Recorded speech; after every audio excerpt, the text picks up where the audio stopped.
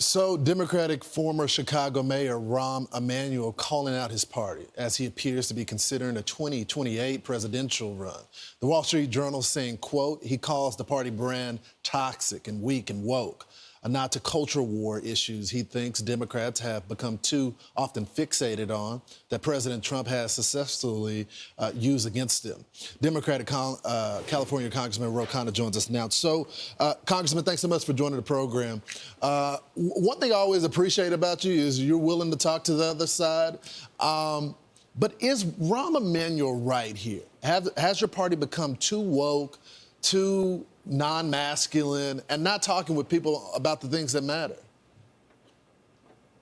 No, he's dead wrong. Look, this is the party of FDR. We did originally make in America. We industrialized the entire country. It's the party that has guaranteed Americans Medicare, Social Security, Medicaid. I'm calling for a new economic patriotism so we become a manufacturing superpower, so we have high-paying jobs and build wealth in every community and have a Marshall Plan for America. The history of the Democratic Party, it's a great party. Yeah, but the problem is, Congressman, before you can get on this, and some voters may like that, but they don't hear any of that because they feel lectured by the party. All these pronouns, no one cares about that.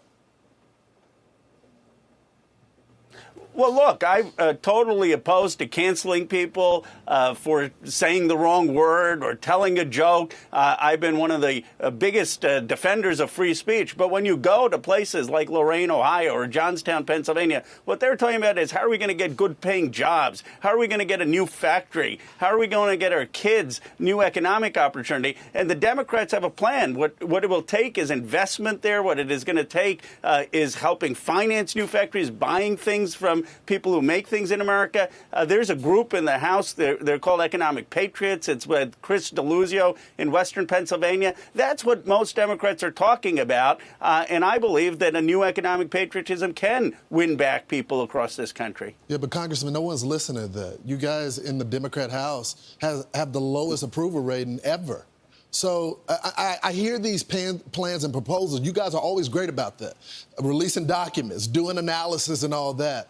But no one's listening to you. Well, look, we may not be making headway in the mainstream beltway, but what I believe is we got to get out into the community. I spend more of my time in places like Johnstown, Milwaukee, places that have been deindustrialized. And here's the reality. Just having blanket tariffs aren't going to bring back the factories. We know what will. We got to make investments there. We've got to invest in the workforce. We've got to create apprenticeships. We've got to help people who don't have a college degree. And we can deliver. We did with the semiconductor industry. Okay, so one of the ways that you guys also have to move forward is dealing with the past as well. And a lot of people are calling it a cover-up. This is what Jake Tapper had to say about what took place with Joe Biden and the people that knew about it. Let's watch it. It is an entirely separate scandal. It is a scandal. Yes. It is without question, and maybe even worse than Watergate in some ways. Right. Because Richard Nixon was in control of his faculties when he wasn't drinking. So, Congressman, it was cheap fakes. You even said after the Her report on Fox that Joe Biden was completely mentally sharp. Do you have any regrets? Well, I do have regrets for backing him for a second term. That was a mistake. I've said that the Democrats should own up to that.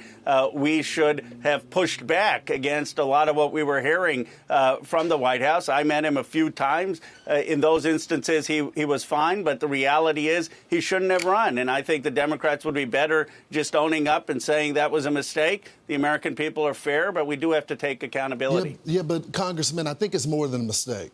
A mistake is when I forget to put my right signal or my left signal on. The book outlines that it was intentional, and as long as he was breathing, the aides and members of Congress, the Democrat establishment just wanted to keep him alive so they could get the agenda. So is this a massive cover-up?